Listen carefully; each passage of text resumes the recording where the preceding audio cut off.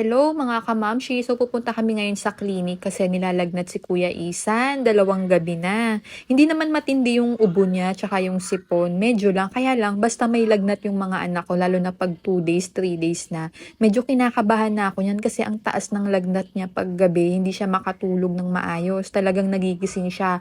Ang sabi niya masakit daw ang kanyang ulo. Kaya ayun, pumunta na kami dito sa clinic and nandito kami ngayon sa Medical City and si Doc Luis, ang aming pedya. Ever since baby pa sila, siya talaga yung pedya ko kasi super bait ni Doc talaga. Kahit anong itanong nyo sa kanya, talagang sasagutin niya ng maayos at matiwasay. Thank you, Doc. I love you. And pina-check up ko na rin pala si Calix para mabigyan siya ng gamot na hindi siya mahawaan kay kuya niya for prevention. So, ito na nga yung aking total. Ang mahal talaga pag nagkakasakit ang mga anak natin, no? Tingnan nyo naman.